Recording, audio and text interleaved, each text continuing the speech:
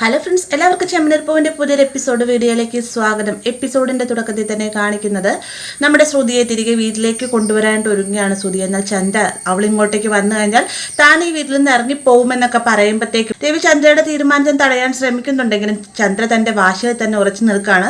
ദേഷ്യത്തോടുകൂടി തന്നെ അവിടെ നിന്ന് പോവുകയും ചെയ്തിട്ട് അതിനുശേഷം രവി ശ്രുതിയെ സമാധാനിപ്പിക്കുന്നുണ്ട്. സാരമില്ലടാ, എല്ലാം ശരിയാവും, അവളെ എങ്ങനെയും നമുക്ക് ഇങ്ങോട്ട് കൂട്ടിക്കൊണ്ടുവരാൻ ശ്രമിക്കാം, പക്ഷേ അച്ഛൻ നിസ്സഹായാവസ്ഥയിലാണ്, എന്തെങ്കിലും നമുക്ക് വഴി കണ്ടെത്താമെന്നൊക്കെ പറഞ്ഞുകൊണ്ട് സമാധാനിപ്പിച്ചതിന് ശേഷം അകത്തേക്ക് കയറി പോകുന്നുണ്ട്. ശ്രുതിയാണെങ്കിലോ തൻ്റെ ഭാര്യയും അവളുടെ വയറ്റിൽ വരുന്ന കുഞ്ഞിനെ കുറിച്ചൊക്കെ ഓർത്ത് ആകെ സങ്കടത്തിലാണ് കേട്ടോ. പിന്നീട് കാണിക്കുന്ന അച്ഛമ്മ നേരെ വർഷയുടെ അടുത്ത് ചെന്നിരുന്നതിന് ശേഷം പ്രസവം നല്ല രീതിയിൽ തന്നെയായിരിക്കും. ഞാൻ ഗർഭിണിയായിരുന്ന സമയത്ത് ഒരുപാട് ജോലികളൊക്കെ ഞാൻ ചെയ്തിട്ടുണ്ട്. നെല്ല് കുത്തിക്കൊടുന്ന സമയത്താണ് ഞാൻ രവിയെ പ്രസവിച്ചത്. എന്തായാലും അതൊന്നും മോള് കാര്യമൊന്നും ആക്കുന്നുണ്ട്. ഇപ്പോഴത്തെ സമയത്ത് നല്ല റെസ്റ്റ് വേണം. മാത്രമല്ല ശ്രീകാന്തെ ഇവക്കടെ മനസ്സിന് സന്തോഷം നൽകുന്ന കാര്യം മാത്രമേ ഈ വീട്ടിൽ സംഭവിക്കാൻ പാടുള്ളൂ, അതുപോലെ നിങ്ങൾ സംസാരിക്കാൻ പാടുള്ളൂ എന്നൊക്കെ പറഞ്ഞുകൊണ്ട് അച്ഛൻ ഒരുപാട് കാര്യങ്ങൾ വർഷയ്ക്ക് പറഞ്ഞു കൊടുക്കുക. ആ സമയത്ത് വർഷ ചോദിക്കുന്നുണ്ട്, ഈ ഒരു സമയത്തുള്ള വേദന അത് ഞാൻ തന്നെ സഹിക്കേണ്ട അച്ഛമ്മ എന്ന് ചോദിക്കുന്ന നേരത്തെ ആ ഒരു വേദന നീ തന്നെ സഹിക്കണം, അത് നല്ല സുഖമുള്ള ഒരു വേദനയാണ്, അത് മാത്രമല്ല അറിയിക്കാൻ പറ്റാത്ത വേദനയാണെന്നൊക്കെ പറയുമ്പോഴത്തേക്ക് ശ്രീകാന്തിന് രൂക്ഷമായിട്ട് വർഷം നോക്കുന്നുണ്ട്.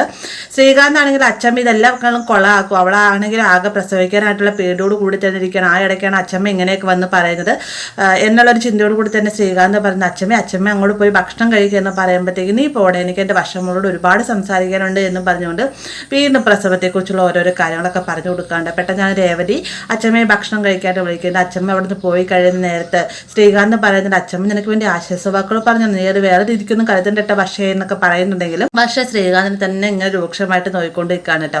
പിന്നീട് കാണിക്കുന്ന അച്ഛമ്മ നേരെ ഭക്ഷണം കഴിക്കാതിരിക്കുന്ന സമയത്ത് രേവതിയോട് സച്ചിയോടും പറയുന്നുണ്ട്, അച്ഛമ്മ ചെവിയിൽ കിള്ളേ നേരത്തെ വേദന എടുത്തോ എന്ന് ചോദിക്കുമ്പോഴത്തേക്കും വേദനിച്ചു എന്ന് സച്ചി മറുപടി പറയുന്നുണ്ട്. അന്നേരം അച്ഛമ്മ പറയുകയാണ്, എനിക്ക് ഏറ്റവും കൂടുതൽ ആഗ്രഹം നിങ്ങളുടെ കുഞ്ഞുണ്ടായി കാണണമെന്നായിരുന്നു, അത് കുഴപ്പമില്ല, ആര് ഗർഭിണിയായാലും എനിക്ക് സന്തോഷമുള്ള കാര്യമാണ്, പക്ഷേ ഞാൻ നിങ്ങളുടെ കുഞ്ഞിനെ കാണാൻ ഒരുപാട് ആഗ്രഹിക്കുന്നുണ്ടെന്നൊക്കെ പറയുമ്പോഴത്തേക്കും സച്ചി രേവതിയും പരസ്പരം മുഖത്തോട് മുഖം നോക്കുന്നുണ്ട്.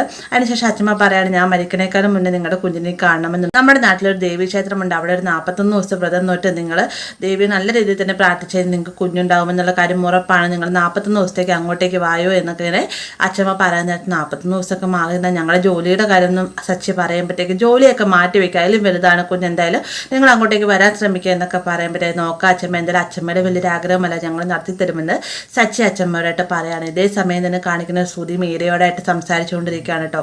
ഇങ്ങനെ ഒരു ഗർഭത്തിൻ്റെ ഒരു ബോംബ് അവിടെ പൊട്ടിച്ചിട്ട് ഇത്രയും നേരമായിട്ട് തങ്ങളെ വിളിച്ചില്ലല്ലോ എന്നൊരു ടെൻഷനോട് കൂടി തന്നെ ശ്രുതി നിൽക്കുന്ന സമയത്ത് ചിലപ്പോൾ ഇതിൻ്റെ ഒരു പദ്ധതി എല്ലാം തന്നെ താറുമാറായി കാണും. ശ്രുതി നിന്നെ അവർക്ക് അറിയാവുന്ന കാര്യമല്ല, നീ ഇത് കള്ളക്കഥ ഇറക്കുന്നതെന്ന് അവർക്ക് തോന്നിക്കാണാമെന്നൊക്കെ പറയുമ്പോഴത്തേക്കും ഇതിന് നല്ലൊരു ഐഡിയ എനിക്കറിയാം. നാളെ രേവതിയുടെ അനിയത്തി വർക്ക് ചെയ്യുന്ന ഹോസ്പിറ്റലിൽ അവിടെ ചെന്നതിന് ശേഷം ഞാൻ ഗൈനക്കോളജിസ്റ്റിനെ കാണാൻ വന്നതാണെന്നും ഇങ്ങനെ ഡോക്ടർ ഞാൻ താൻ ഗർഭിണിയാണെന്നുള്ള കാര്യങ്ങളെല്ലാം തന്നെ ഞാൻ ദേവുവിനോട് പറയുന്ന സമയത്ത് അവൾ തീർച്ചയായിട്ടും രേവതിയോട് ഇക്കാര്യം പറയുന്നതായിരിക്കും, അങ്ങനെ വീട്ടിലെല്ലാവരും അറിയും, അങ്ങനെ എനിക്ക് ആ വീട്ടിലേക്ക് പോകാനൊരു അവസരം കിട്ടുമെന്നൊക്കെ ശ്രുതി പറയുമ്പോഴത്തേക്ക് നിന്റെ കാഞ്ഞ ബുദ്ധി തന്നെ ശ്രുതി, എന്തായാലും ഈ ഒരു ഐഡിയ നമുക്ക് വർക്കൗട്ട് ആവുമെന്ന് നോക്കാമെന്ന് മീര ശ്രുതിയോടായിട്ട് പറയുന്നുണ്ട്. പിന്നീട് കാണിക്കുന്നത് നമ്മുടെ രവി ആകെ സങ്കടപ്പെട്ടിരിക്കുകയാണ്. ശ്രുതിയാണെങ്കിൽ ഗർഭിണി, ഈ സമയത്ത് ശ്രുതി ഇങ്ങോട്ടേക്ക് കൊണ്ടുവരേണ്ട ആളോ, എന്നിട്ടും ചന്ദ്ര ഈ ഒരു വാശോട് കൂടി നിൽക്കുന്നത് എന്താണെന്നൊരു ടെൻഷനോട് നിന്ന് കൂടി നിൽക്കുന്ന സമയത്താണ് സച്ചി രേവതി അങ്ങോട്ടേക്ക് വരുന്നത്.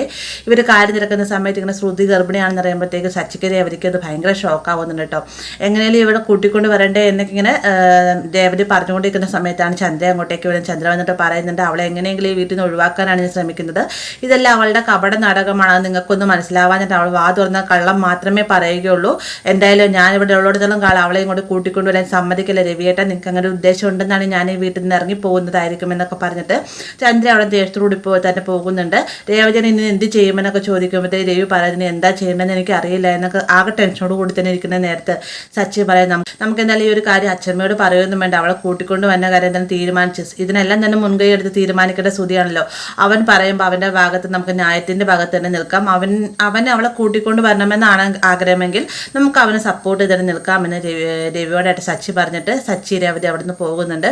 പിന്നീട് കാണിക്കാൻ ശ്രുതിയാണെങ്കിൽ തൻ്റെ ഭാര്യയെയും കുഞ്ഞിനെയും കൂട്ടിക്കൊണ്ട് വരാത്തുള്ള ടെൻഷനിലാണ്, എങ്ങനെയെങ്കിലും അവരിങ്ങോട്ട് കൂട്ടിക്കൊണ്ട് വരണമെന്നൊരാഗ്രഹം ശ്രുതിയുടെ മനസ്സിലുണ്ട്, പക്ഷേ തൻ്റെ അമ്മ ഈ വീട്ടിൽ നിന്ന് ഇറങ്ങിപ്പോയാലോ എന്നൊരു ടെൻഷനാണ് കേട്ടോ നമ്മുടെ ശ്രുതിക്കുള്ളത്.